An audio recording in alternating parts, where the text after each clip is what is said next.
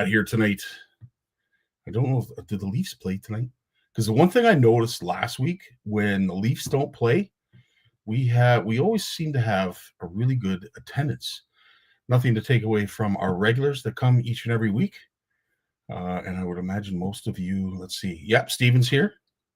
Nice to see you, Steve. Thanks so much. Richard's always here, as always.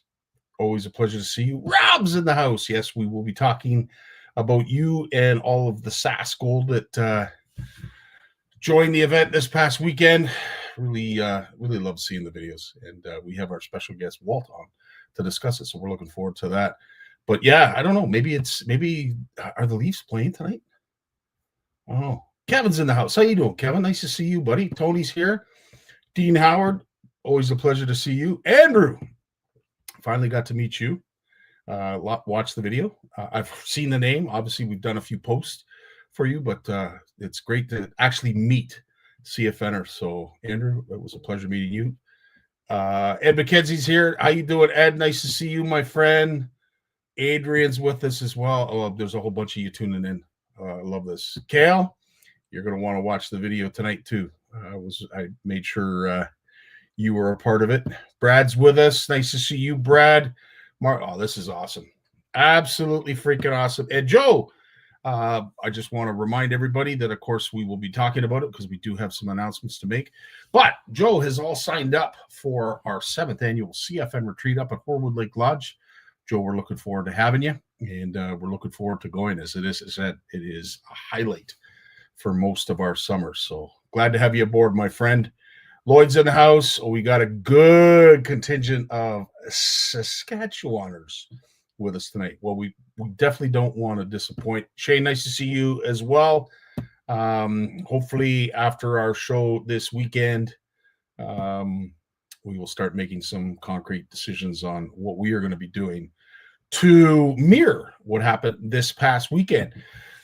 Before we go any further, of course, if for those who don't know, it was, of course, the CFN Ice Jam this past weekend, and we had an incredible group of people that enjoyed themselves at Kenosee the Ice Jam, but at Kenosee Lake Lodge.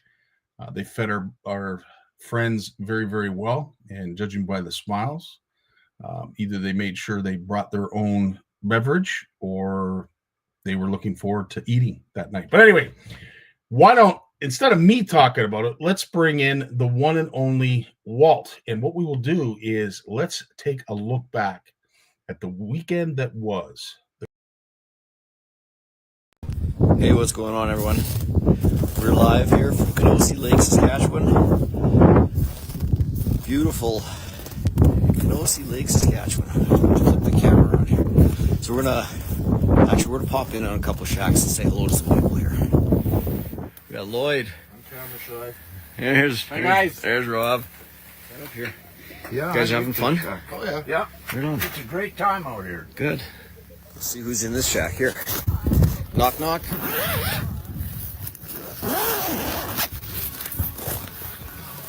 Hello, friends. Hey, everybody. Hola! Hello. All right, you guys introduce yourselves. Tell people who you are.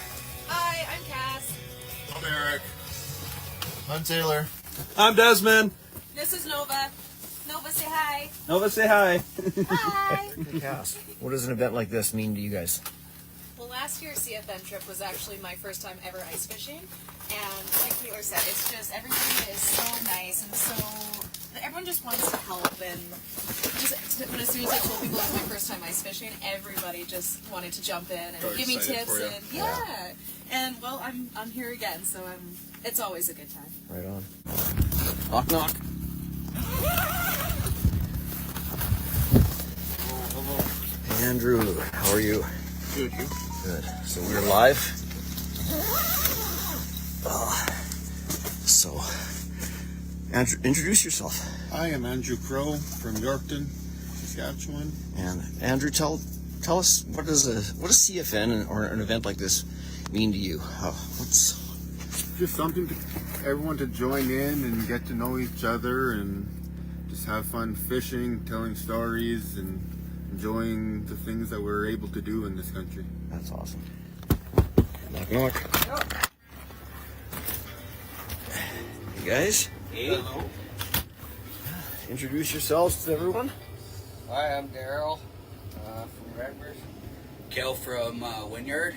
Oh, look what my hubby's doing for me. I don't know what you're talking about. This is all mine. He knows I get grumpy when I don't eat.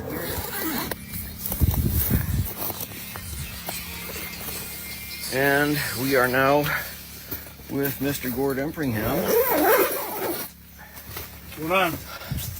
So introduce yourself, Gord, and if you wouldn't mind, just give people just a bit of a breakdown, or what does an event like this and what does CFN mean to you, and what does it represent? Sure. So yeah, Gord Empringham, part of CFN. I don't know how many years now. I've been into it. I got into it through you, Walter. Seen some posts you did on Facebook there, and thought this looks pretty good. So an event like this to me is just opportunity to get out with a group of people that enjoy the same things I enjoy fishing, camaraderie, get together, have some laughs and tell some stories and just have a really good time. It's I look forward to it. This is only my second year, but I've been looking forward to it for the last year. I got to meet a great group of guys and girls last year, and a lot of the same ones are here again this year, and met some new ones this year. Quite a few new ones actually. So yeah, it's just it's a good time. It's a really good time. The fishing, catching the fish is just a bonus. It's getting together with everybody and having a good time. Right on. Just to wrap things up, hope seeing this will inspire some of the other folks to join us maybe next winter at our next CFN 2026 Ice Jam. All right, you guys take care, and we'll chat with everybody soon. Okay, bye. Unless, of course, we're going to chat with him now. Walt, how you doing, my friend? Always a pleasure to see you each and every time we get together. But I will say, dude, I can't thank you enough on behalf of CFN for hosting this incredible event. And dude, you look forward to it. I know you get excited about it, but are you chill now? Have you come down that adrenaline rush? Because I know what it's like having to organize this stuff. Oh, I know. Well, first, it's a lot of fun. I enjoy actually putting this together. It's I'm probably a better planner than I am a fisherman, but I'll be the first to admit that. But I love putting stuff together like this, and seeing everybody out there and seeing the smiles and hearing the laughter. Like Gord and I were talking, that the one shack where Taylor and his buddies are in, there's, without a lie, there's not 5 seconds of silence that comes out of that shack. It is just nonstop banter and laughter. And I mean, we can hear everything they're saying. Our guts are sore from laughing so hard. It's just, it's a lot of fun. But yeah, the next day, the next few days, we're sitting back home here. We're telling stories and, bringing people up to speed that didn't get the chance to be there. So we're repeating some of the stories, and you just can't help but smile. It's so much fun, and the feedback I got is just incredible. Just everybody that's been into it and experienced it now, they all want to come back. They don't want to miss a single year of this. And that's awesome, dude. Because the one thing I will say is one, your entire family gets behind this, and I think that to me is very inspiring. Is to see your two boys involved, and of course Len, who supports all this. But what it represents to people that come and our mainstays, some of which are on this live tonight. Yeah, that we have grown with. We have shared a lot of good times and bad times. At the end of the day, what you've built out there in the province of Saskatchewan is a great representation of the province itself, but also the kind of people that are out there. And I will say this, Walt, on behalf of everybody out in Saskatchewan, as well as a good part of CFN, we love what you've done to grow our brand and to grow what it is that we're trying to push. And it was mentioned, I know we could have used everybody's take on what CFN reminds them of or what it means to them, but can't be here all night. But I will say I listened to each and every one, and it means a lot to hear it. So Yeah. I don't know. For me, it's cool to sit where I'm sitting, and I'm sure a lot of others that do the same, like Dean, Tony, and Steve Shaw, and a host of others, to see what you're doing out there, because, again, we appreciate the work that goes into it, but seeing all the people that you have gathered and got to participate. But good on you, man. Good on you. No, it's so much fun. I mean, we're looking forward to next year already. That is awesome, and a lot of the folks that joined the event are chiming in here and basically mirroring what you just said in terms of what a great time. What I will have to say, outside of the gut busting laughter and number of jokes, are first of all, are there any stories you can share with us that won't get anybody offended, but will certainly bring us to laughter? Most of those stories I think we'll save for off air. Okay, very good enough. So what was, like, obviously, looking at the event for what it was, and I really appreciated you going live. I missed it, unfortunately, because I was making my way up to my own little nest egg to try and wet a line. But listening to what was said and some of the opinions and feedback that was shared, what was your biggest takeaway from this event this year? Well, I think it's really clear that the first thing you realize is people are not there. Well, I think Gord said it best. Catching the fish is just the bonus. It's the camaraderie. It's the friendships. It's seeing people, the repeat faces from last year. It's seeing new faces. We had some new faces this year, which was great. But we also had some people that had messaged last minute that weren't able to make it. But we still ended up with 17 participants for the 2 days, which was great. But yeah, it's the camaraderie, it's the friendship, it's the socializing, it's the in the evening after supper, sitting around the table, we're having a great meal. I mean, the food at that restaurant is second to none. It's fantastic food. But afterward, we're sitting around and we'll get together in someone's room and have a few beverages or whatever the case may be. But then the visiting and telling stories and making up lies, that goes on till whatever hour. And I will say too, the one thing I do love about our community, and I think this best represents our community, is the diversity when it came to what folks had at this event, whether it be a pullover tent or to the extreme that Daryl was in with Kale and the tow behind camper trailer.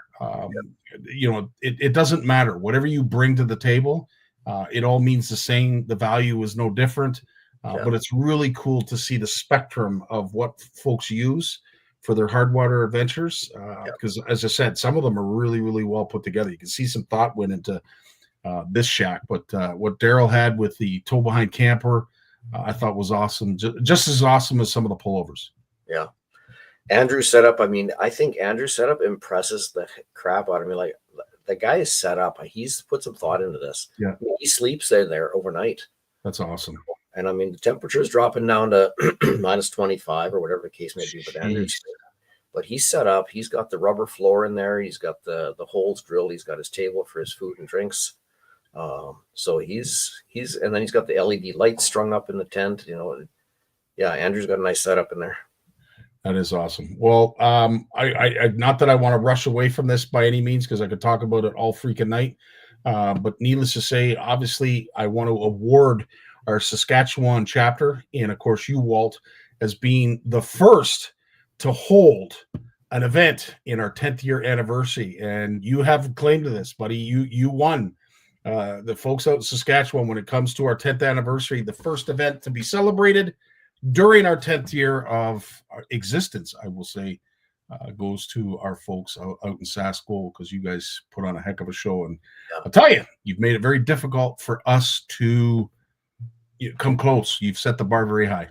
Yeah, no, before we go though, I just want to mention the reel that Shimano had donated and CFN donated. We gave that away Saturday night in the restaurant just before our meal. And Gord Empringham was the one that won that. So we put everybody's name on the wheel, the same wheel you use when you're doing draws, and we spun the wheel. Everybody watched. Everybody had a great time, and Rob had donated some door prizes as well, so we gave those away. And Taylor's got a video of some of it. He can share that with you. He sent Right that on. away. But we had a fantastic time at the restaurant. Everybody at the end of the giveaway, everybody was cheering.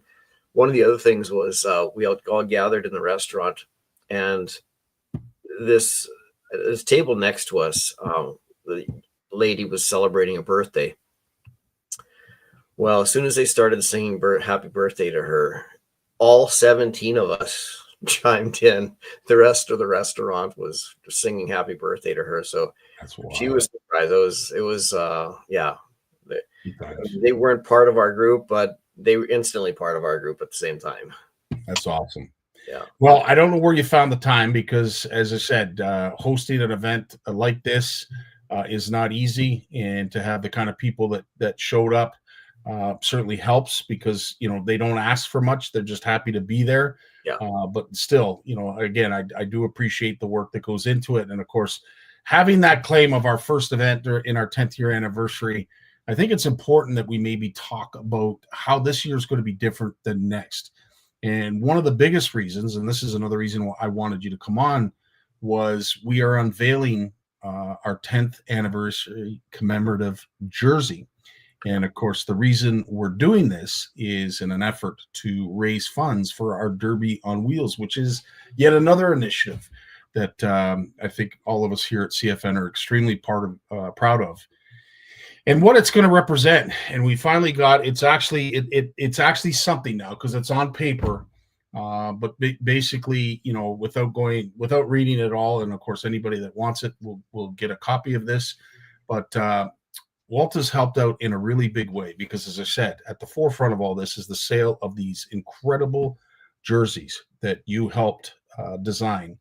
And I do have to call our good buddy Dan to finalize the legacy members purchase, and they are the first run of jerseys that are available. But what I am so proud of is, one, Walt helped design what I think is a kick-ass jersey, and it has many, many different variations and options for you. But at the end of the day, all of the proceeds, every last penny, is going towards our Derby on Wheels. And you're going to find out more about that as we progress on. But Walt, tell us a little bit about the jersey and what we can expect going forward after I reach out to Dan. Well, first of all, the company that's making these jerseys is Canadian, and with everything that's happening right now in the news, I think it's important that we support our Canadian industry.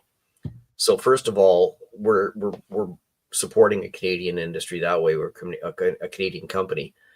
But secondly, not only are these guys Canadian, but they are probably, from what I've seen, one of the world's leading jersey manufacturers. They put out a quality product. I mean, they supply jerseys to a lot of outfits and a lot of professionals, including Gussie and Coop. Those guys, they get their jerseys through these guys too. Mm-hmm. So we're extremely pleased that we're partnering up with them and that they're the ones making these jerseys. But then as far as the options go, as far as what's available to us for an order, well, we have the option of a long sleeve or a short sleeve. There's two different fabric options.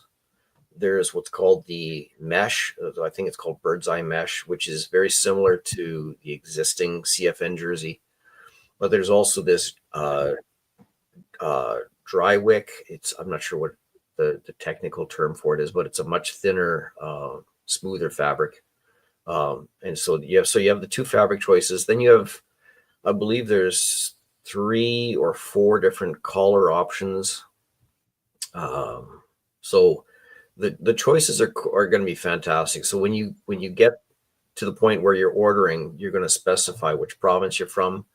You're going to specify men's or women's jersey, the size, and the sizes go from, I mean, the sizes are incredible as far as what they offer.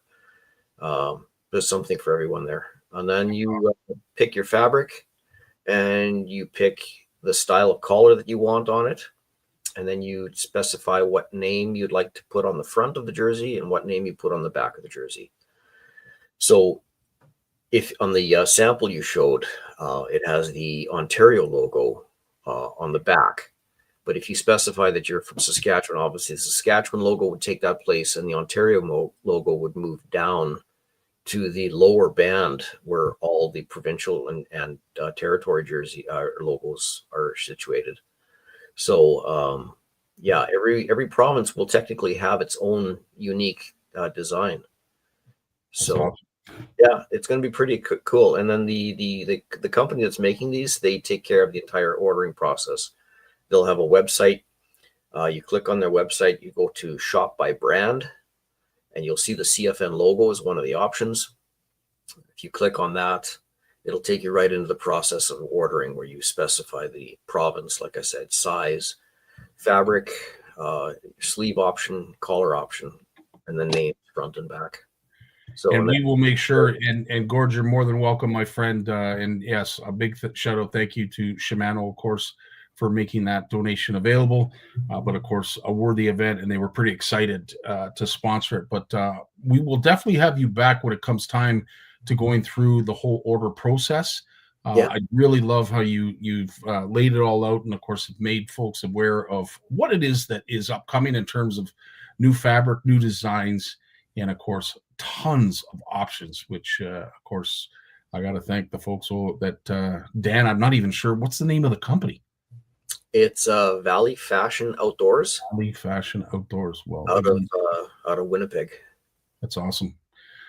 Looking forward to it, Walt. As always, my friend, thanks so much for all you do out in Saskatchewan. And I'll tell you this: you can take the rest of the night off. You've earned it.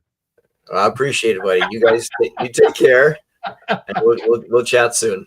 Right on, buddy. You take care of yourself. Cheers. Well, as I said, it's an honor to have groups like Saskatchewan, like our Saskatchewan chapter, doing wonderful things and just enjoying each other's company. I thought that was really cool. And again, big shout out to Walt for hosting that and putting that on. Our next event is upcoming this weekend, this Sunday. In fact, we're going to be in Chatham. It is the Made in Canada Tackle Show. Of course, not to beat a dead horse or continue down the narrative that is, which everybody's talking about, which of course is the tariffs. I think more importantly, in talking to Brad, who is partnered up with me to do this, or I've partnered up with him, depending on how you look at it. I think what has happened and what I truly love, and folks, I would love to hear your opinion when it comes to these tariffs. Has it not called us out as Canadians to become more cohesive and, fight the power, if you will, that is what we're about to embark on? I love some of the feedback that's coming. Well, you know what? We're just going to have to do this. Well, you know what? We're just going to have to do without that. I think that is so awesome that we're already looking at alternatives that, you know what? Yeah, maybe I don't want to travel to the U.S. this year. And of course, everybody that was booing during the national anthem, I would never condone that, because I think out of respect, that is just something that should be untouched. But again, you have to understand, if you're Canadian and you feel the way a lot of folks do right now, this has certainly come out of nowhere. And I will say it's a call to order to all Canadians that we either get behind Canadian made and buying local and supporting local in a big way, or you know what? Who knows what this guy is going to do to us? At the end of the day, don't leave it up to him. Let's just find different alternatives. And I think one of the best ways is to join us out in Chatham and support the Made in Canada Tackle Show and all of the vendors, wicked vendors that are going to be there. On Sunday, we're going to have set up on the Saturday from 4 to 6:30. We're going to be surrounded by CFNers and a lot of great people. We are going to be at the John Bradley Convention Center. These are some of the vendors that are going to be there. Border City Bass Masters. We've got Cool Front, Thirsty Lures, Handlebars, JVM. I mean, the list goes on and on. And as I said, really honored to have all of you there, and look forward to seeing you there in Chatham. So again, lots of great things happening in CFN land. We are lucky enough to have a community like we do, that we can be able to do what we do on the regular. But I will say this, I am looking forward to what should be a great event. In the meantime, if you are looking for a hat or any other kind of swag that Richard is more than happy to help you out with, these are some of the hoodies that we have available. These are very, very light hoodies, so you can wear them anywhere. And of course, these are the flex fit hats. So this was a big one for me. I'm wearing the Canadian bass hat, basically because there's something upcoming that we will be discussing quite in depth of what CFN is going to be a part of, and this big event that's going to be happening out in Kingston. And if anybody has been following Canada Bass, you already know what that is. But stay tuned and hang on to your hats, because it is going to be something that we're all proud of. Also, Walter's talked about the jerseys. I want to help Christelle, of course, the Matagami Lake. This is the annual ice fishing derby that goes on each and every year. It is going to be February 22nd, 8 to 4. That QR code is how you can register. If you have any other issues, you can reach out to me, or you can reach out to Jessica or Christelle. Their phone numbers there down the bottom right-hand corner. They are looking for 200 registrations. I'm not exactly sure where they're at, but maybe we'll be talking to them in an upcoming Wednesday to discuss how it all looks. But yeah, in the meantime, if you love your toothy critters and you want a chance to win some money, this is a great event. We are going to be up at Horwood Lake Lodge for our CFN retreat, as we mentioned. If you are looking to book like Joe Vitani just did, reach out to Warren and Doris. Don't hesitate. That is all the information you need there.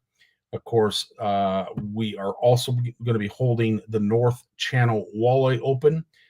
Nick, Danny, and myself are slowly putting together what should be an incredible event, and that's what you could win if you register. And we already have registrations that are filing up. That's based on an 80-boat field. I'm thinking it might be a little bit bigger than that when it's all said and done, but we're hoping that we get the 80 boats. And right off the bat, big shout out to Shimano, the Trading Post, and Garnett's Rental for stepping up in a huge way and already signing on as big sponsors. So big shout out to them. Really appreciate that. And of course, right after that, we're going to be down at Camp McIntosh.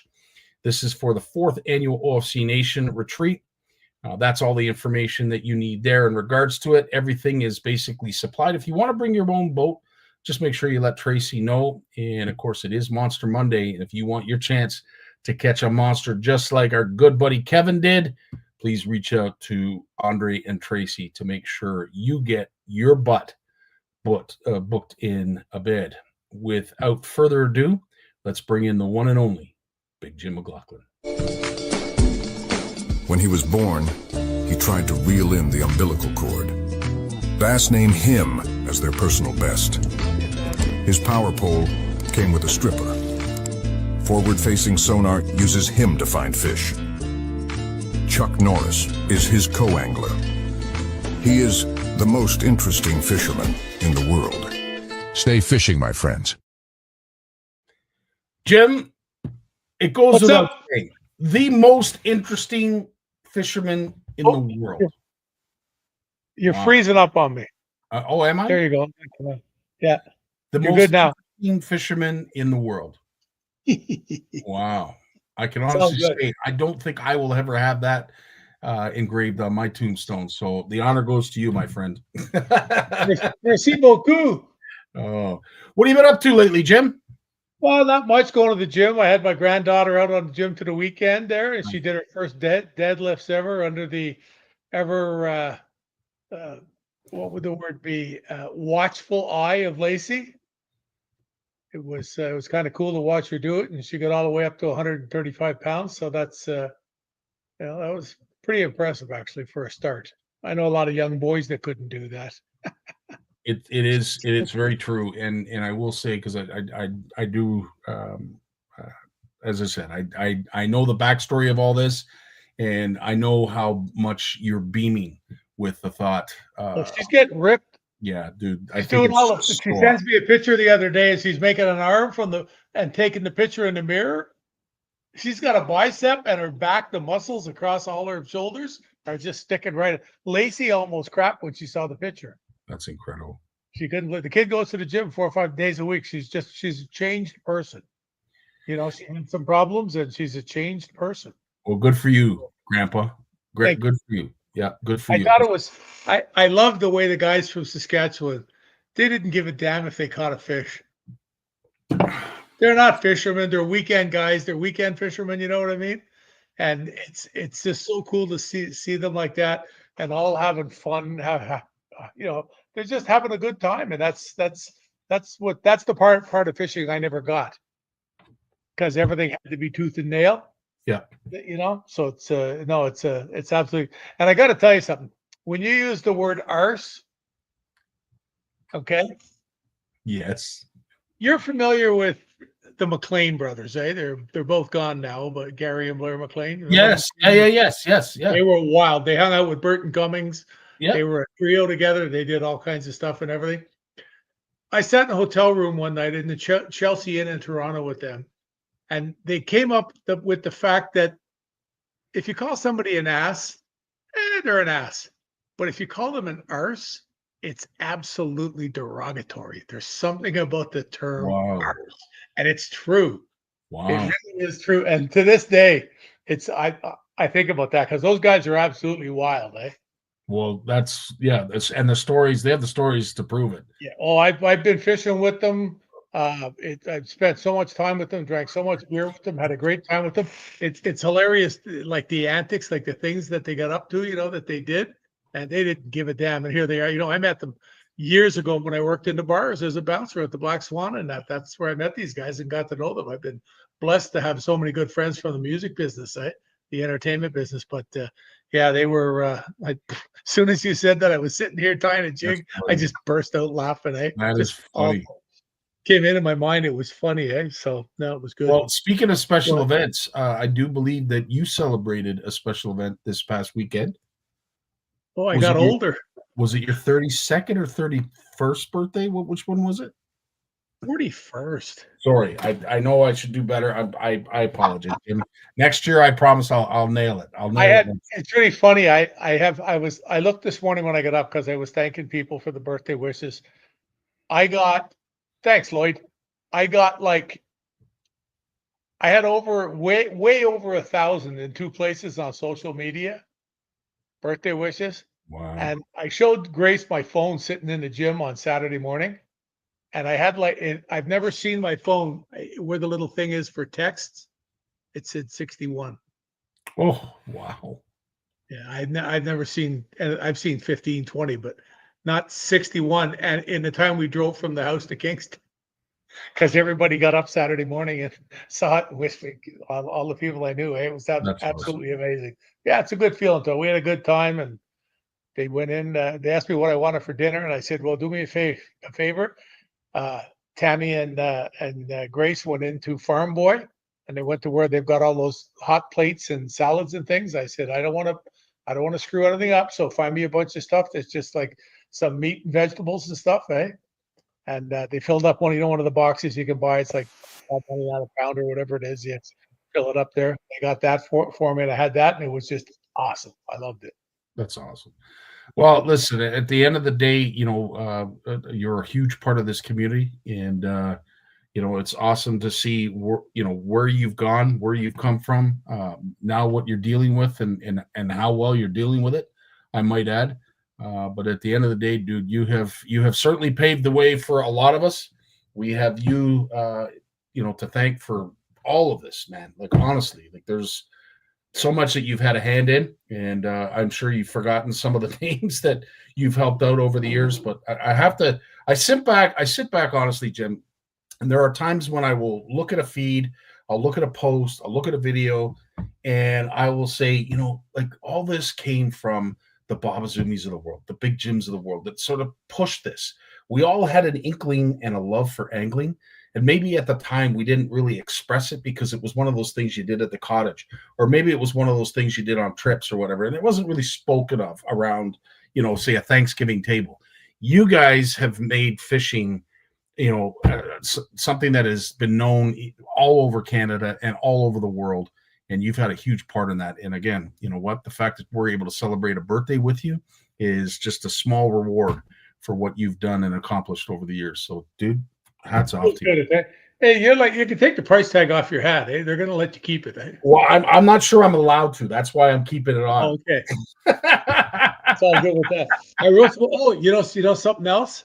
So I found out today. So I decided that if I'm going to stick around for a while, I better get a couple of new shirts made because some things have changed on them. So I phoned Edmund at the State Apparel. Yep. In Toronto there, and I got him. And I'm talking to Lee, and he sends me over an email. And he says to me, don't forget, whenever you're doing anything from here on in, the Loomis fish is history. It's gone, eh? Oh, I didn't know that. Okay, good. Yeah. They've had enough of it. Everybody copies it, and they can't send letters to everybody. So, like, you started seeing this in the last couple of years. Yep. And that's what the thing is. So I'm sitting here, and I'll show you a picture. No, wait, it's not in the pictures. It's in here. I'm sitting, look, he sends me over my final approval thing for my shirt. And I look at it. And look what's in the top corner there. The fish. The fish. So I call Edmund. 20 minutes before I told Edmund the shirt's good to go do it. I call him and they've already made the sections that, the way they made the sections of the shirts. They haven't sewn them together yet, so we only have to change a couple of panels. The way they're in pieces. He only has to change it on a couple of panels, and he's going to get it changed. And I told him, hey, whatever it costs, I don't mind doing it. But yeah, I know that's kind of neat that the way that happened, because I didn't get $250 worth of shirts here. And it's a shame they got away from that because, it was replicated a lot, but I will say it was, talk about brand recognition. That fish, man, I'm telling you. That's why it kept, everybody had it as their logo. Yep. I mean, there was companies, there was guys that I knew had letterhead with that fish copied exact with their name put in it. Yeah. Like they didn't put an extra tooth on the fish or whatever, And a lot of them got, letters, cease and desist. It was whenever they found them, So it's one of those things. But yeah, well, knock on wood, I haven't received one yet. Thankfully, I for what? Cease and assist. For what though? Well, anything. Like, I mean, anything. These lives, Well, here's the ones I've received. I was gonna say, stop doing lives with Scottie. Stop. Yeah, I could see it, buddy. But no, seriously, I mean, it's probably one of the most recognized logos, if you will, in the industry. Without a doubt. Yeah, no, there's doubt about that. Like I'm thinking of like Berkeley, I'm thinking of Rapala, I'm thinking of Shimano, Daiwa. Like those are prominent names. Now you obviously start to see some of the electronics like Humminbird, Garmin, whatever. But when it comes to a logo that is unique, but not unique to the sense that it represents a good majority of people that don't even fish have that on their kayaks, and exactly what I meant. That's it's just a cool logo. It's one of those things. It's one of the best ones ever. So I gotta say, I don't get political in public. It's a waste of time. It's a lose-lose. It doesn't happen. Okay. I talked with a buddy of mine this afternoon about this, and I said to him, I can't stand Trump. I don't see anything he stands for. He's a narcissistic. He's foul. He's vile, and this has no bearing on anybody else in the United States. No bearing. That's just the way I feel about him. And then at the same time, I look back and I say to myself, so for all my lifetime, we've advertised that we have the longest unprotected border in the world. And now all this shit happens after we begged, these cartel guys. I did some research this afternoon on real credible things before when I was talking to my buddy about this. The southern border of the United States saw them confiscate. Catch this. And I went to 4 or 5 places to verify this. So it's not, I don't go to Facebook to find my stuff. And last year they confiscated over, catch this, 10 tons of fentanyl. That's what they confiscated. That's what they got their hands on. Okay. The Canadian border, it was a little over 19 kilos. So I don't think we quite compare in what's happening, Jim, You know what I'm saying? I listen. Whether you like Trump, you're for Trump, are in favor of Trump. Again, I'm not going to judge you based on that. But what I would love to know is, like, to our fellow Americans, and I say this with all due respect: are you buying this crap? Like, are you actually buying this stuff? Like, this whole thing about trade. I mean, there has been an inequality, an unbalance. Look how big they are compared to us. Oh, We can't buy enough stuff from them to make it even. There's only what, 41 million of us? And it's gone up about 3 million, I think, in the last few years. And it goes on and on. Now, thankfully, and I was talking to Brad earlier today, and sporting goods isn't something that's going to be affected first. Now, we all know, if you've listened to the news, how this happened, I have no idea, but Trudeau managed to negotiate a ceasefire of sorts. Look what he offered up. They're going to have a joint task force on the border. They're going to put all the troops, $200 million. I mean, this is what they needed to do a long time ago. Why do you think we have half these people here? We shirked our responsibility, and we got called by a guy that I couldn't stand. So I sort of got to give him a bit of, and he did it to Mexico too, and you got to give him props for that. The only thing that I will give Trump credit for is he has challenged us to be better. Yeah, exactly. That's it. Yeah. He's just challenged us to be better. But there's only 3 years and 11 months to go. And it might be hard for us to hear it from someone like him.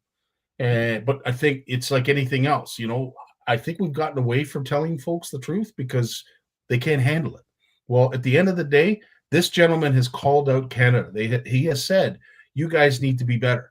Now, he's done it in a way that makes him look kind of ridiculous, but I thank him nonetheless. But it worked. And this is the thing. It almost worked overnight. Like, he announced this going into his inauguration, and then once inaugurated, he stood fast on his claim that this is what he was going to do. And I think at that point, people were still, I don't believe him, blah, blah, blah. No, listen, when this man says he's going to do something, he does it. There's no if, it's when. Now that he's done it, and I think he is starting to see, like all of us, that this is actually going to have more of an effect on your own people than us. Well, his approval rating yesterday had dropped to 37%. So that means that a lot of the people who voted for him. But anyways, I don't want to talk about politics anymore. Exactly. But at the end of the day, what we can sit back as Canadians and say, we have been challenged, and we have already met the challenge. So I just think it's awesome. Just keep it going. Keep her going. Yeah. No, it's a good thing. I thank him for what he did, because it'll make our border safer. Amen. I mean, like I said to you, I thought this afternoon when I was thinking, how long have we advertised it as unprotected? Now both of us did that, but still, And I was happy to see that our fearless leader also eventually came up and said, eventually declared the cartels as terrorists, which they are. Mm-hmm. But I hate to say it too, because I'm certainly never in favor of anything that goes on with the cartels, but they exist because there's a demand. If there wasn't the demand, we need the supply. I saw a guy post a thing on Facebook the other day, and he said, if the Mexicans were smart, they'd cut off the supply of drugs to the States and bring them to their knees in a week. And there was another one I saw today. Cut the power on Super Bowl Sunday with a half hour left in the game. Well, I think, listen, I would never condone booing a national anthem. Oh, I didn't like that. I really did. I have to say, there's certain things that we have to leave untouched, because there's got to be some kind of decency in this world. And when I saw that, many of the posts on one of the things here from the senators, and the amount of good American folks, and like I said, my dislike for Trump has nothing to do with anybody else in the States. Yeah. And there was so many folks from the States that said I understand exactly where you're coming from. You guys are the most peaceful, non-confrontational people in the world. Mhm. And a guy, pulls the heavy on you. I could not believe it. I could not believe it. And then there was one guy came on and said, "It's only a matter of time until he mobilizes our troops, and we just take what we want." Well, yeah, there's unfortunately an accord that was resurrected long before any of us were even around that unfortunately won't allow him to do that. But anything's possible with this guy. It's anything. You can't take anything. Want to see how quick the Russians would be our friends? Oh, well, I don't know if that just got worse or better. I don't think they could do anything anyway. But Asgard, great comment. It's like you believe what Republicans are all about, but Trump is a bad representative of the party. So what are we going to do? And I think that's a great way to answer it. At the end of the day, I think folks just knew that a change was necessary. How it all came to be through the course of the election. Again, I'm not an elections expert, but it happened. He got voted in, and now we're all going to have to deal with it. And unfortunately, somehow, some way, we've been drawn into this fight. I think it'll be okay. I think so too. I he think did what he wanted, or otherwise he's a liar.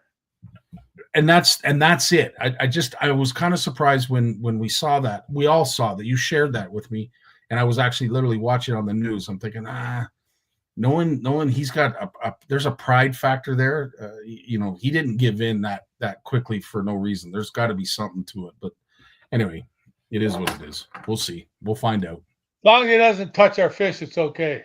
Well, to George's point. Now back to fishing, and of course, the one thing that we have said, Jim, we have seen. I would think, based on frequency, larger fish were definitely caught so far this ice season. A lot of them have been shown anyway. Yeah, the ones that have been shown, they seem like our fish are getting larger. But something that we can't stop talking about, and I'm almost to the point of exhaustion, but if it's going to save a person's life, I don't think we can talk about it enough. And that is the number of videos that we are seeing shared on folks that are on questionable ice. The one I sent you today with the 15 or 20 trucks sunk on ice again. Yeah. How many times do you have to look at a video and they're parked right at the shore? Yeah. How many times? I don't know where that was, if it was Simcoe or where it was, but it was somewhere. And it happens. That's not the first time it's happened on that ramp. I've seen videos from that particular ramp several times in corresponding years. So it's obviously an issue. I know Jay's going to talk about pressure cracks during his segment, something that he experienced on the weekend that I think we all need to be cognizant of. But at the end of the day, folks, if it takes 2 seconds or it takes 2 minutes, make sure if you are talking to people that love hard water angling and ice fishing, just mention them yet again. Just be safe, be cognizant, be aware of your surroundings, because it can change in the blink of an eye. Yeah, we got that post-fest thing coming up and down here, and the guy had the pickup truck out the back here there cleaning the ice off. And I said to him, "How thick's the ice?" And he says 22 inches.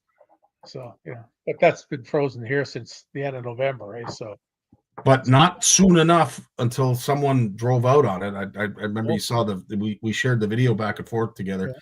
Someone, I don't know if they got their bearings wrong or they were listening to Waze or Google Maps, but it led them out on the canal, and eventually they got far enough and they broke through. And I'm just thinking, I saw that the guy driving. Yeah. Why? What? It was a lady. Okay, it was a lady. Okay, it was a lady. Yeah, yeah. She didn't drown, did she? I don't know, and I didn't. Yeah, I remember that. You see, it's like just the car's just zipping from right to left. Yeah, and they have video, like a long video of her driving. It seemed like the whole length of the freaking canal, and I'm thinking, where was that? Where was that? It was in Ottawa. It was on the Rideau Canal. You know the canal that freezes over and they skate on it. Yeah, the Rideau Canal's got 20 inches of ice on it right now. I was obviously it didn't have 20 inches in time enough to get this lady back to safety, because eventually she drove to right at the beginning of the year. So it was, and I think it showed up in my timeline again. But I mean the amount of time that folks recorded her. Because like I know that like the back of my hand. I grew up on the Rideau. I grew up at the bridge, Yeah. Victoria Bridge, the old bridge that goes up and down. I was like 100 feet away from it. Yeah, she must have went on one of the ramps where there's a boat launch at Dow's Lake you could have went on from, but then she would have had to drive all the way across Dow's Lake and all the way that went on. Whatever. I don't know. Scary. was- You wonder yeah, how that it was happens. scary. You should Scary see the indeed. people out on that. They were showing it. Wait a minute. Steven's saying it was on the river to Kempville. Oh, so I got it wrong. It wasn't the Rideau. Unless we're talking about two separate things. We might be talking about two separate things then. Yeah. Because with the video that I saw was where everybody does the skating in Yeah, because a couple of years ago there was a woman drove a car down the Rideau River. Mhm. Just got past underneath the bridge at Manotick, and there's an old bridge piling, and there's current, and it never closes. And it showed a picture of her sitting on top of the car. It got stuck in the ice. Oh, well, that's another one altogether. Yeah. Wow. Well, Jim, what have you got planned for this week? This week we got I'm finishing up a bunch of stuff here. I tied a bunch of jigs for Chris Bain up there in Sault Ste. Marie. About 250, I think it is. I got or whatever it is, but I almost got them done. I got like 12 more to go. Nice. So if you wouldn't have been bugging me tonight, I'd be done now. No, just kidding. Shots fired! Shots fired! Yeah. Cover up! You're going down. Not in a car. No, boy. I got that. I'm going to hit the gym, and it's sort of like the calm before the storm for me because I have to go. I have to go to the spring fishing show for one day. Mm-hmm. So I'm going to go over on Thursday night, and I'll be there Friday, and I get to present the Rick Hansberry Award to somebody that's a really good friend. Oh, cool! And I've been working on what I wanted to say. I've got about. I think I'm going to go up and I'm going to bring up about 50 sheets of paper and drop it on a podium. Like it's going to take like a week, and it's really only going to be 2 or 3. And I got to have nice big. That's so cool. But I think I got about 10 lines that I'm going to describe them with, one-liners, and a few of them, and then I'll get them to come up, and I get to give it to them. Wow! Because I wasn't going to go to the show this year. I'm having real trouble moving. Mm-hmm. Mm-hmm. I'm not having so much trouble moving as I am standing still. I cannot stand still. As soon as I stay in the same spot, like I got gas this morning and here at 6 o'clock in Gan, and I was down to like 120 kilometers, and I had to fill it up, and it's like $110 worth. It's only $1.39 or something it was this morning, and it was all I could do. I had to walk around the truck a few times. Lucky it has the little clip to hold it on. Yeah. But I could not stand I could not stand that long. Jeez. And I don't know what we're going to do about that, but it's what it is, and it's not going to get fixed. So I'll just keep going to the gym, and I got a couple of chairs there. I got my taku chair now. Nice. My stool, and I'll bring my use. I told Andy, I said, if I get up on a podium, that's fine. I know there's a rail on the stairs. I'll get up and do that. But I said, you got to have a stool on the stage for me. Just something to lean on. I don't have to sit. Well, you've seen me in the boat. Out in the boat for 6, 7 hours. Just something to lean on. Mm-hmm. Sit on once in a while, I'm fine, but I cannot just stand straight. The back of my body, from like right at the base of my spine over my butt, the pain is like it's offside. Wow. It's offside. So well, sorry to see you struggle, dude. Sorry to hear you struggle, and hopefully ain't going away. Yeah, screw it. I hear that, buddy. Listen, as always, thanks so much for all you do for our community, what you've done in the past for our community, and what you continue to do for our industry as a whole. Buddy, can't thank you enough. I'll show you who's boss in this house too. Tammy, make me a prime rib right now. Okay, and on that note, we've got Lawrence coming up right after a word from our sponsor. He just came up from the basement. Good luck, Jim. He is again. Go easy on him, Tammy.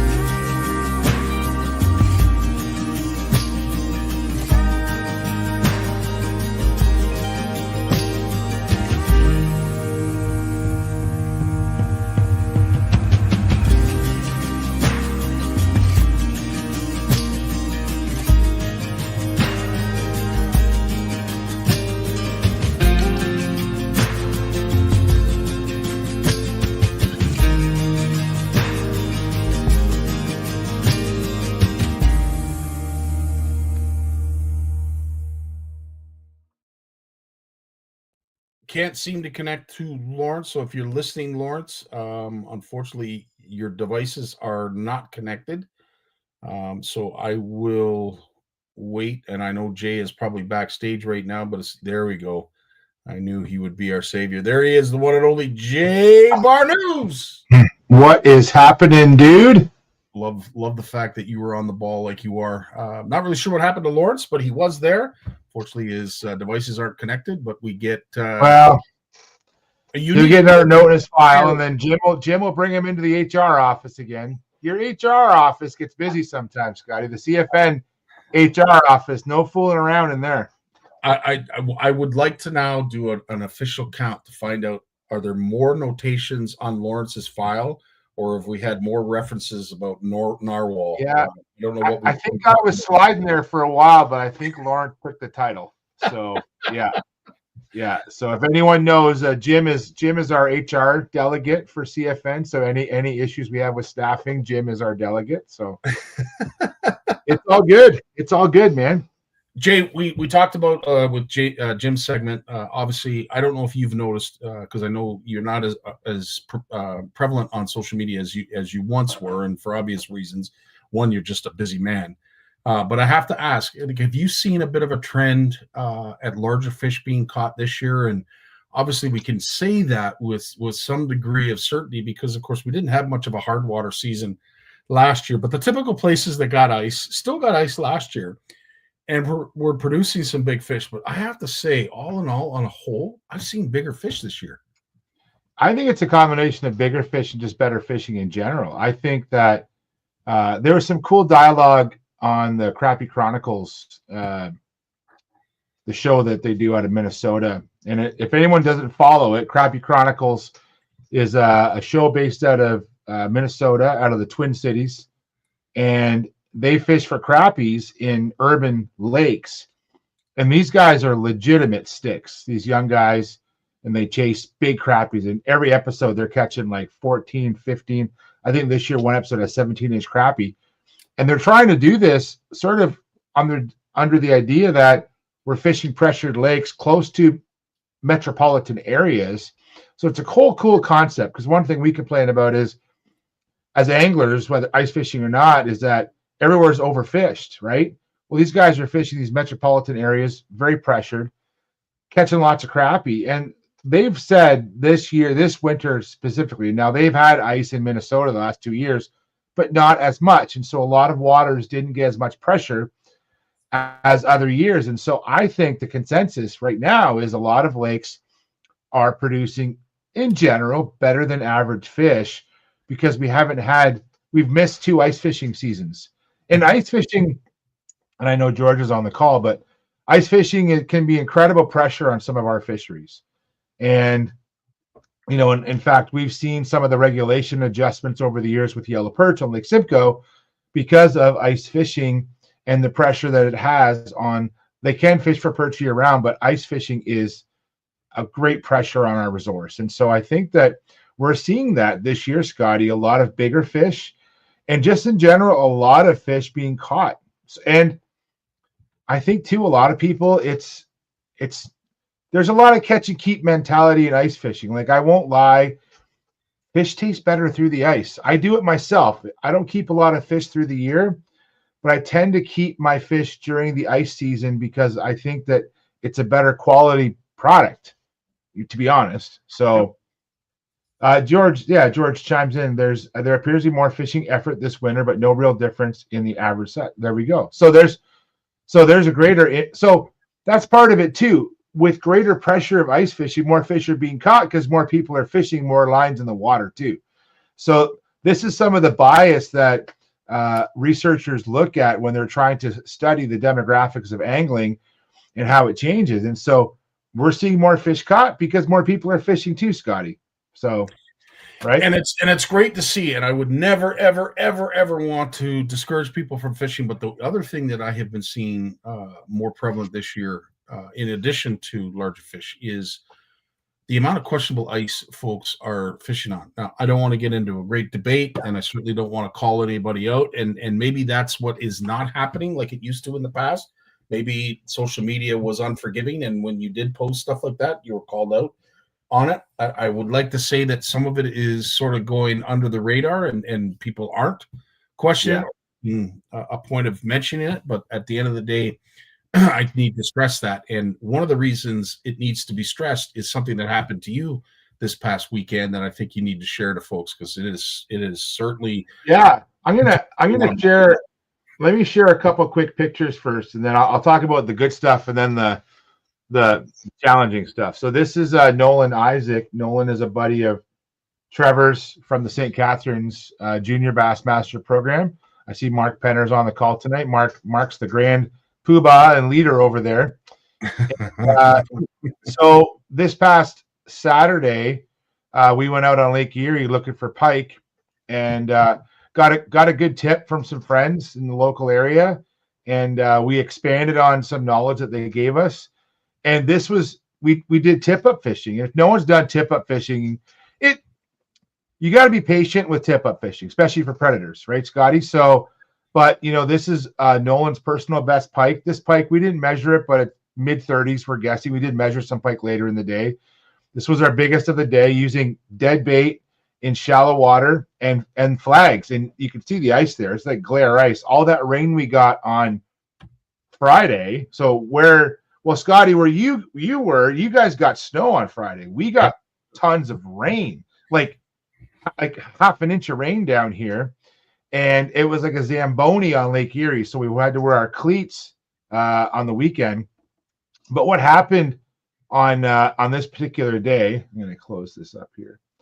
Is we went out now, and this is where I always tell people to just be cautious, because you can't take ice for granted. And now on Lake Erie, there is a ton of ice right now on the inner bay of Long Point. Anywhere from, I would say, 8 to 10 inches on average. But these big lakes, is it large embayment of Lake Erie? There's a lot of basically ice moving around. And what happened this weekend was, on Friday we had lots of rain, lots of water on top of the ice, and the ice didn't like melt and disappear, but it definitely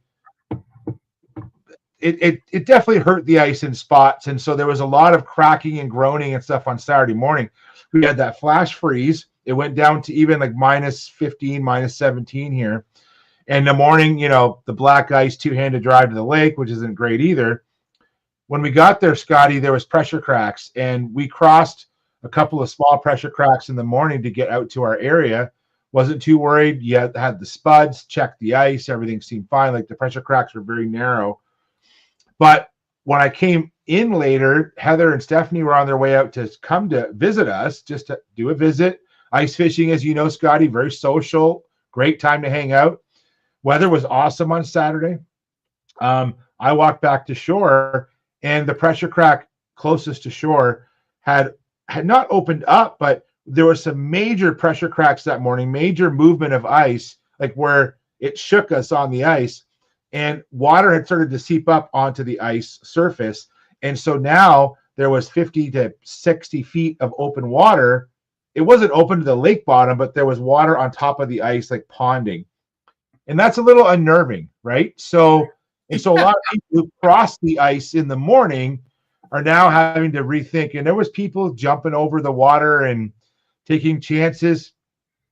Now, I always bring my spud. I have a 2-piece Eskimo spud. I've talked about it on this show. I always have it with me. I always have our ice picks with us. I always have a backup plan. And that plan that day was we had no problem getting home because I had 2 different options. We had to check the ice to get off the ice safely. But I'll tell you what was really scary was, at one point, the girls were still on shore watching me walk back to the boys, which was about a mile out. And as soon as I sat down, there was a major pressure crack form. The two sheets of ice pushed together at the shore. It caused our hut to move a mile out. Our hut shook, and there was actually like water pushing up the pressure crack, like waves of water. And needless to say, Scott, does your family have like those find your phone apps where they can see where you are? Do you guys Unfortunately, yes. Yes, they know where I am at all times. So I have a screenshot of Heather and Stephanie tracking Trevor and I coming off the ice at the end of the day, making sure we made it back safely. And ironically, when I stopped, I crossed the pressure crack safely. I actually put a waypoint down on my Navionics apps because I'm like, we're going to come back in the morning and go fishing. Because I stopped and I had to take my gloves off and it was cold. Heather starts calling me. She's like, "Are you okay? You haven't moved." So they were tracking me while I'm coming off the ice and to make sure I was okay. And so needless to say, the girls had a very anxious afternoon after they did a lunchtime visit to try and see the boys on the ice. But the ice was wild from all that rain on Saturday. And it just goes to show you that ice is so unpredictable, especially on big lakes. You don't know. And I always tell people, be prepared. Be prepared. You don't know what's going to happen out there. But anyways, it worked out fine. Went out in the morning and we got skunked on Sunday. Scottie, if I told you that on a Saturday, bright sunny day all day, we went 5 for 6 on pike in our group, and a little better at the end of the day. The next day, it was overcast skies. It was a little bit of wind and nothing. We did not get we had a couple pike swim by the holes and look at our baits, but nothing happened. And we same location, same area, same baits. It was, I thought with the overcast skies, they'd be a little more active. It was like quite the opposite. So that's weird because what I experienced was the exact opposite. That sunny day that we had Saturday, when it was sunny, was it overly cold? No, I wouldn't say it was. It was definitely colder Saturday than it was Sunday. Yeah, I want to say that it had something to do with that incoming pressure system that spawned some activity. But what you're saying is you saw a decrease in activity on the Sunday. That's weird. Yeah, what happened on Saturday was interesting. Like we fished from, let's say, 9 a.m. until 9 till 5, basically, because we actually left our location at 5 because that gave me time to walk back to shore while it was still light out to get off. I didn't want to be taking any chances crossing in the dark on these areas. So we fished from 9 till 5. From 9 till 3, we caught 2 fish. Wow. From 3 till 4:30, we had 4. We lost 1, had 4 on. Like that. So 3/4 of our day came in an hour and a half at the end of the day. So I figured as the sun was getting lower, the action picked up. So and we were back out there. We walked out at first light. We were set up just after sunrise on Sunday, and we fished from 7:30 till noon, and we didn't get a sniff, barely a sniff. It was overcast, like so different. I thought for sure if the bite window was on Saturday night as the sun's going down, if we'd get out there in the morning, I thought there might be a morning bite window, and it might even be typically that if it's overcast, that bite window will be extended. Nothing. So now where we were fishing is shallow, 5 feet of water. These are predators. They roam a lot, and we're not fixed on any structure. This is all like a big, wide, sandy bay. Right. And so I think there's a little bit of randomness to what those predators do. Could have been played into it. But anyways, always learning, man. That's what's the joy of fishing. Always learning. Interesting. Now, I have to ask you this question, and thanks for that, by the way, because I think it's a good reminder for folks. Were you using flashers or were you using any live scope? Good question. So we had flashers, no live scope, but because we are only allowed, so we're allowed 2 lines each, right? So actually for most of both days, so most of our success came on tip-ups versus jigging rods. And we had jigging spoons, like we use for pike, we use big flashy spoons, rattle baits, different rattle baits we experimented with, and we did catch one on a rattle bait. And we had some lookers on rattle baits. So what I kind of instructed the boys to do was, as a team, I said, look, you two keep the rattle baits going. I'm not going to, I fished a bit, I jigged a bit, but I opted to use my 2 rods as tip-up lines. So we had more of a spread. And all we did was we took turns tending to the tip-ups. As you know, like these things can get, even the insulated ones get frozen in the ice if it's like -10 or colder. So we just took turns with a scoop, walk around every 15 or 30 minutes, tend to the holes. And we caught fish. It was great, dude. Like, I'm out there with Trevor and Nolan and our good friend Vince DiStefano. Vince used to work at Fishing World. He's on Pure Fishing Pro staff with me. Came out and joined us. And watching the three of those yahoos like run and slide, like, and Vince has some, I think he took some video of this. I don't want to spoil it all, but I can't wait to see any video he's got where the three of them are like doing the full run and like overshoot the hole, right? So the flag's up, the tip up spinning, and they overshoot the hole. And they have to like crawl back to the hole and they're all gathered around, and one guy takes the tip up, one guy gets the line, one guy sets the hook, one guy's got the camera filming. It was just total gong show. It was a lot of fun. I see an Olympic event coming out of tip-ups. I really do. Yeah. I think some of the slides, some of the runs, some of the efforts that go into running at a flag that has raised or a tip-up that has gone down is truly as entertaining as the fish that comes out of the hole. Really is. It's been a long time since I've tip-up fished. I won't lie. Like, it's something that I don't think I've done it in probably like 10 years. And to sit there for an afternoon and chase flags. Dude, it was fun. I didn't do any sliding. I just don't feel I need to be like laying across the ice. Although I did win fastest retrieval of a pike. So the boys timed me. We took videos of each of us. Like, we took turns, right? I got the third turn. I got the smallest fish. That's how it goes. The guy goes last and gets the smallest one. But dude, I guess Trevor said I pulled my pike in like 30 seconds where everyone else was like 2 minutes. So everyone else, you feel the line, you feel that pike, right?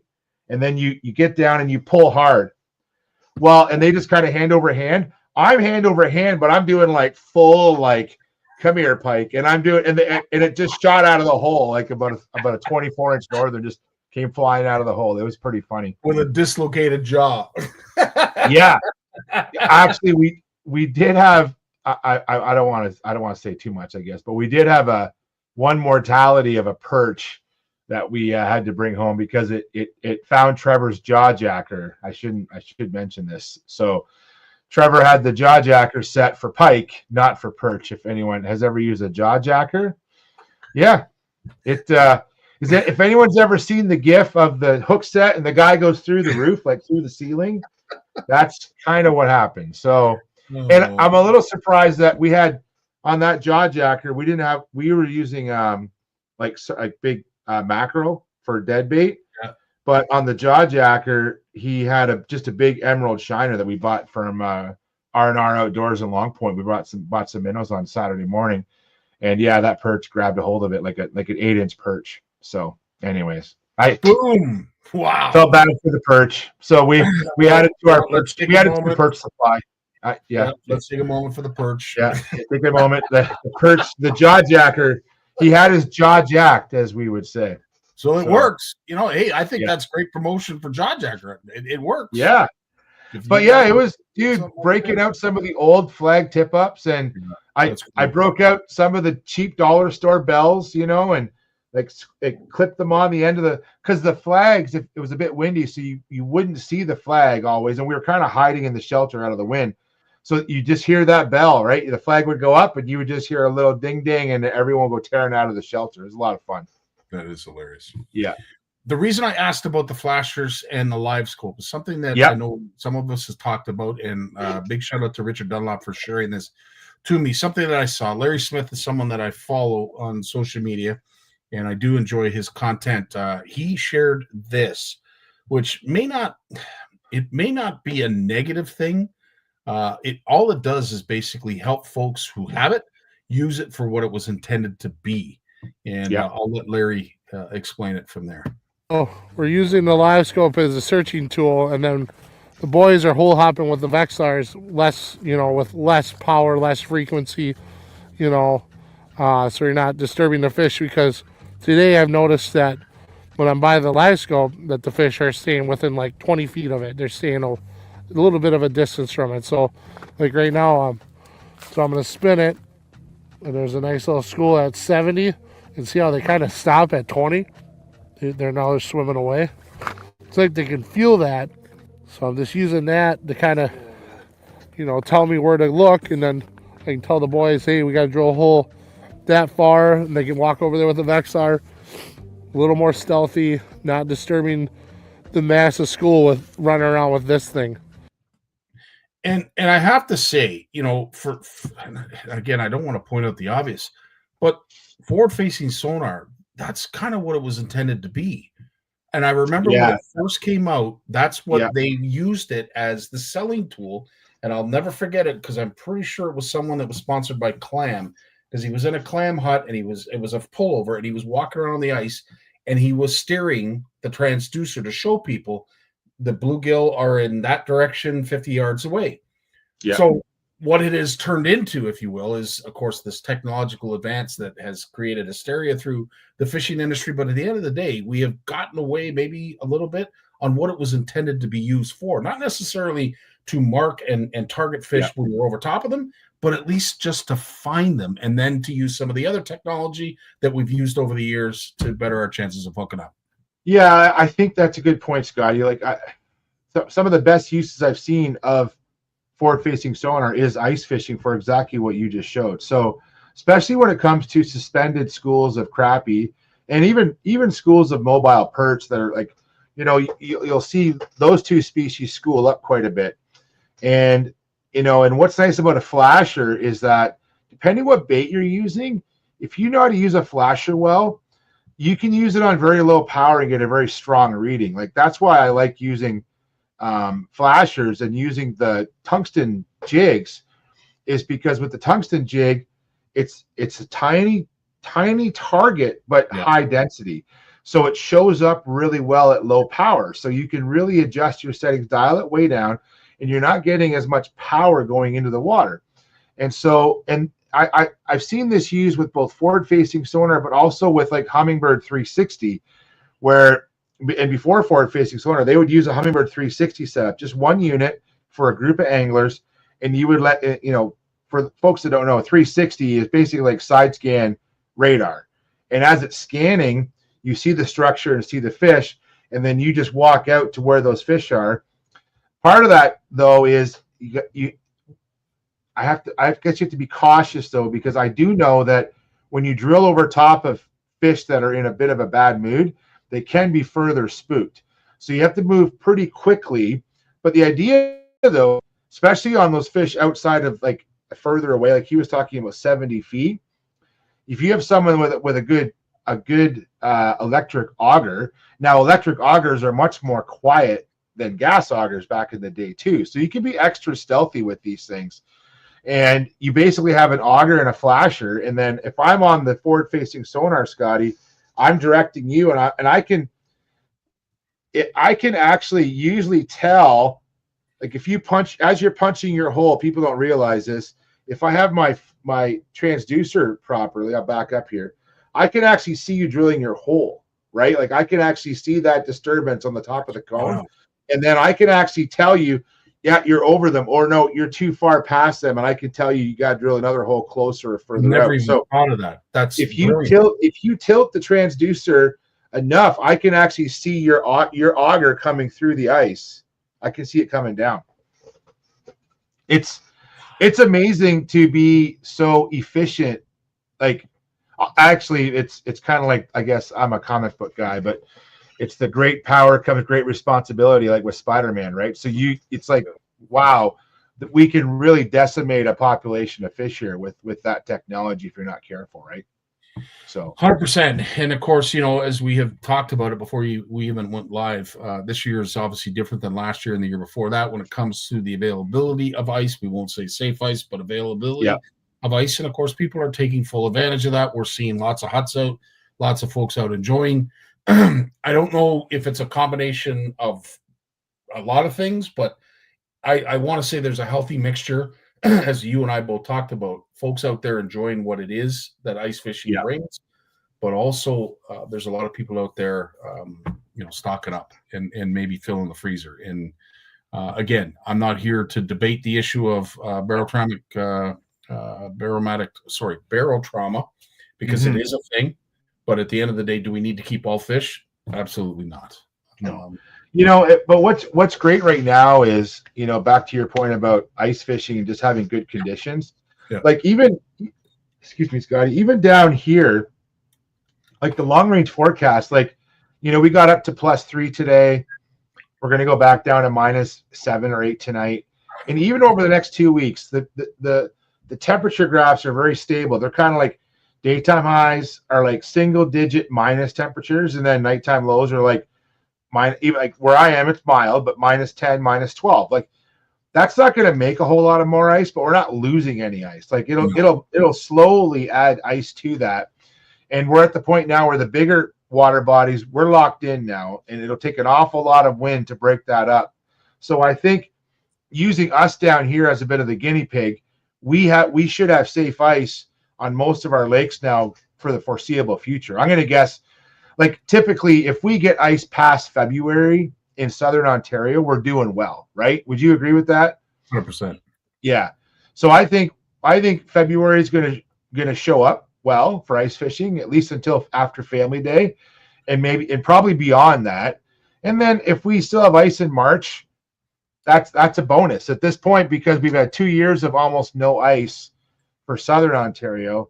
This is great, and geez, if this keeps up, we're going to be seeing George's going to be running extensions on his augers up at Nipissing. So get those extensions out, George. You got to keep, or maybe you don't. Maybe you're outlawed the use of extensions to protect the walleye fishery. I don't know, but either one. and as much as I would love to see folks attending the shows, I totally get it. I totally understand. When it comes to ice fishing, we haven't had years like this in the past, so we need to take advantage of it when we do. But also we have to keep in mind that this season, although it seems never ending when it comes to winter, when it comes to ice fishing, keep in mind, and this was Donnie actually from Hotbox Huts reminding me of this, because I said March is wide open. We've got a lot of times and dates to play with in March. And he says, well, keep in mind, the hut's got to be off on the 15th, which I totally forgot. So it is a small window. It goes fast. So like I know this weekend, I told you on Sunday, I got plans with calling in a favor. Had a friend of Heather's call me and say, I really want you to take people out fishing for me. I said, no problem. So we're going to do that on Sunday. A good friend of mine, actually, Chris Kershaw, I'm going to give a shout out to him. He's running the taxi service down at Collins Harbor. He has a hut out on Erie. Told his friends on Facebook, anyone want to borrow my hut? And I'm like, dude, I will borrow your hut, because the folks we're taking out, father, son, they're not as DIY ice anglers as we are. So we're taking them out on Sunday. So it's just going to be a good day with family and friends. And then we're into the spring fishing show. And then I got Family Day off. So we always try and go ice fishing on Family Day, so I'm sure that will happen.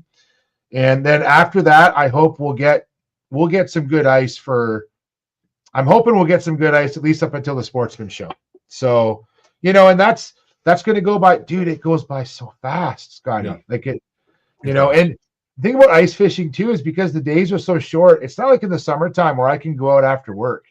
Yeah. It's like I can go out after work, but I got to go quick. I got about 2 hours. That's it. So, ice fishing season is short, and you got to make the most of it while you're out. So, amen. Yeah. Jay, where are you headed this weekend? Are you able to say? Yeah. We're going to Long Point Bay. So, nice. So my buddy's got a shelter, a permanent hut off of Collins Harbor, and so we're gonna take advantage. And I'll give a big shout out to Collins Harbor. If no one knows where that is, look up Collins Harbor on Facebook. They have a taxi service. I've talked about it before on this show. They have a large, I think this year they're running a big side-by-side, but in the past they had an Argo. See, they have an Argo connected to a sled with about 10 seats on the sled, looks like a school bus. And then on the back of that sled is another sled that's just a flatbed sled. So if you're a DIY ice angler, you just put your shelter, let's see how to flip over, Scottie. Put your gear on the rear sled, hop on the bus. They take you out over 1 kilometer, and from there you can venture out on your own. It's $15 per person to park, and they sell minnows, and you can park. You can drop your stuff off right beside the taxis pick up. Like, it's awesome. So, you know, as much as I love going off the beaten path and avoiding the crowds, I'm going to dust up the elbows and get the tinfoil on the knuckles ready for Sunday, and we're going to go fish. We're going to go chase some yellow perch out of Collins Harbor and make the most of a, you know, it'll be crowded. My buddy's got a side-by-side, and he wants to bring it. And, you know, you get those unforeseen urges to use a toilet in the middle of the day. Like, you know what I'm talking about? No. So I said, maybe the side-by-side might be good for the, I don't have those issues. I think my body is so trained to working on the water all the time that my body kind of knows when I need to do my business. But I think let's bring the side-by-side. So if we want to run in to take a break, we can do that. So yeah, it's going to be a ton of fun. I'm looking forward to it. And then we got to watch the Super Bowl, and I don't care. Can both teams lose? Is that possible? Can we have both teams lose? Yeah. Scottie, sure it's possible as long as Trump's the president of that, that wonderful nation. Though I will say, for those who are going to be watching the Super Bowl, are you like me and you've seen enough of KC, or do you want to see KC win the third championship? And you just are like me, a Dallas fan, and you hate Philadelphia. Like, where do you stand? Well, geez, dude, it wasn't that long ago where KC was like so popular because everybody wanted everyone to beat Tom Brady, right? And I can remember like cheering for KC 5-6 years ago because you wanted someone to break the Brady dynasty, and they did. They finally did. But now we're kind of tired of all the drama that goes on with KC. I didn't mention, actually, before we go, last week we had Jeff Penner on, Jeff's Jigs, talking about jigs. And the next day we spent 2 days ice fishing. And poor Jeff and Trevor, dude, it was 35 to 40K winds, gusting up to 60K winds. Like, I ran out of pegs to stabilize the huts. Like, it was, we didn't even get to fish like Long Point Bay. I said to the boys, we're not going out there. It's going to be a nightmare. We fished small water, small ponds, small channels. And even there, we were getting the crap kicked out of us. And I wasn't worried about ice opening up where I was because it was a lot of ice and it was sheltered.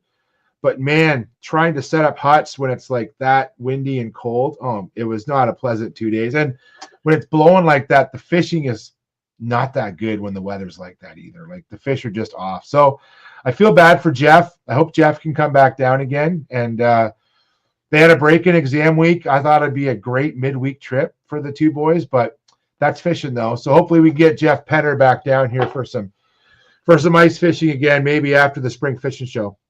100%. And I will say this in honor of Mr. Mercer. Hopefully the Chiefs win. But yeah, I'll be honest with you, I really hope. I'm a good sport. May the best team win. May the best team win. It's like no problem. I will be happy. My Bills didn't make it in, so I'm not going to go about. There's been so much controversy about that game. It's happened. It's in the past now. I think they have a good team going forward. Big fan of Josh Allen, not just his on the field stuff, but his off the field. That guy's just a great guy. Stand up. So and I will mention this only because we have talked about a lot of things on the show tonight. Yeah. So you know what, a little bit more about football. Yeah. I want to take a moment because it's not something that I buy into, but the conspiracy theories that have been circling the KC team and of course the officials and some of the calls that have been made during games. I'm not one to buy into the conspiracy theory, but after the Buffalo game, I became a believer that, you know what, there's a little bit more to this than what people are saying. And loving football, being a part of it for as long as I have, at the end of the day, there were some missed calls. Yeah. Having said that, and I want to take this opportunity because I'm not a Buffalo fan, but I became a Buffalo fan after that game. You didn't hear any of them pissing and moaning about the calls. You didn't hear the coach go off on a rant because of how bad the calls were and how they didn't get the calls that they needed. You didn't hear Josh Allen talk about. You didn't hear about anybody talking about what was so obvious to everybody that the Bills, for lack of a better way of saying it, got robbed of a game, at least of it being somewhat closer than what it was. a big shout out to the Bills. You know what? You took it. You took it on the chin. And Classy. I will say this Yeah. again. Yeah. I have become a Bills fan just because of how they conducted themselves after that game. I agree, and I'm big on that too. Like, you know, that was a classy move on their part. They didn't have to be as good about it as they were. And I've said it before on this show, when it comes to some of the drama that we talk about, like, it, dude, sometimes you get a nosebleed, you're taking the high road so high, you know, and those, shout out to those guys for taking the high road. And you know, it was a tough game to lose again. And KC, they played well. Like, calls went their way. I don't want to get in the conspiracy of it, but when you start hearing like some of the pundits that I've respected over the years, including Pat McAfee, bringing up stuff, and I'm like, yeah, that wasn't a very. I try to avoid that stuff, but I start to look at it like, man, those calls were pretty questionable. It was a very one-sided game at times, but it's sports, man, and it's you know, one more thing to look forward to. Stephanie's cheering for the Chiefs. She's a big Tay fan, so her and Rick Mercer are cheering for the Chiefs. I'm probably got to cheer for Philadelphia just to be in the house and cheer for the opposite team. But I don't even want to cheer for Philadelphia, Scotty. So I don't know. I can't cheer for Philly. As a Cowboy fan, I just can't cheer for Philly. It's not in my blood to do that. I do like Jason Kelsey, and I respect that guy. I think he's a pretty good guy. But I'm just gonna enjoy some chicken wings, dude. I'm gonna probably break my diet that day. Have some chicken. Hopefully have some perch. Never mind chicken wings. Hopefully have some fresh perch. Well, there's a man who will be on the edge of his seat for the entire game. Oh yeah, right George there. Morgan, riveted right on the edge. Yeah. You won't even go to the bathroom to lose a second of the action. Yeah, he'll be out there in his permanent shelter with a 60-inch television. Yeah, watching the big game. Right on, Jay. Eating all that walleye, all those Nipissing walleye with it, measuring a slot. I know. You have Awesome. yourself a great weekend, dude. We'll be thinking of you, and as I said, we will do our best in your absence. Dude, good luck. Good luck on Sunday, buddy. I hope it works out really well. And it's there. People are talking about it, dude. I've had people reach out, like not just you, but many others. So I hope for good things. I really do, and I think that there's no good time for these shows. I said this to Trevor on the weekend. It's hard to, you know this better than anyone. It's hard to line up these shows, but you have such a loyal following down there in Chatham of the usual suspects. You're coming to their neighborhood, and they want to show you a good time. So it's going to be good, dude. I feel optimistic. So I will take it. I'll take all it, right. man. Because at the end of the day, we don't know, and we will never know. But Yeah. It for all those who are show directors, promoters, and just are a part of helping out with these wonderful shows that we get the chance to go to. I feel your pain. It is something that can be extremely stressful if you let it. But well, big shout out to the Parker family, because I know they've been really pushing it. Huge, man. Huge. Please say hi to the Parkers for me, and I miss them, and I look forward to seeing them soon. Absolutely. Amen, brother. All right. Right on, Jay. You take care of yourself.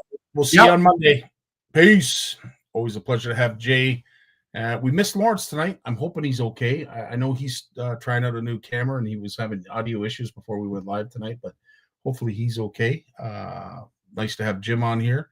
He's been battling illness, but irregardless, guys, and Jeremy, to your question, yes, we will be up in the Spanish area.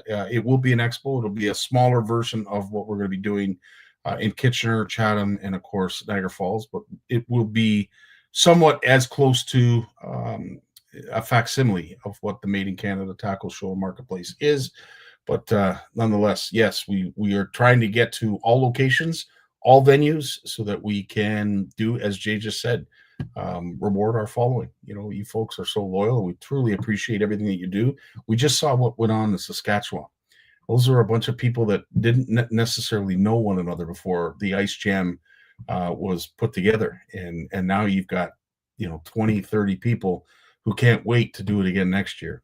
This is what it's all about, folks. If you're like-minded and you truly are on the positive kick, on the positive side of things, and you're just sick and tired of the negativity and all the rhetoric that's been going on the regular, you know what? Come on over to CFN. It's not such a bad place. At the end of the day, we're all like-minded. And we all have similar wishes, ethics, and desires to want to be conservative. and do things the right way to make sure that we ensure that there's fishing of the future. I implore you, I empower all of you.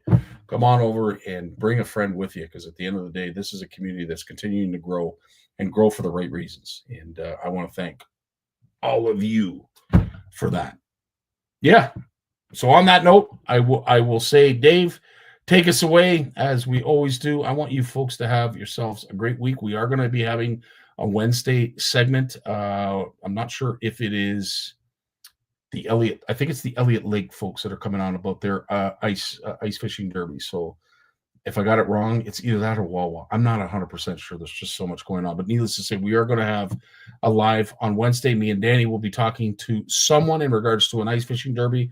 We invite everybody to join us Wednesday at 8 o'clock. We'll see you then. In the meantime, have yourselves a great week. Love you all. Dave, take us away.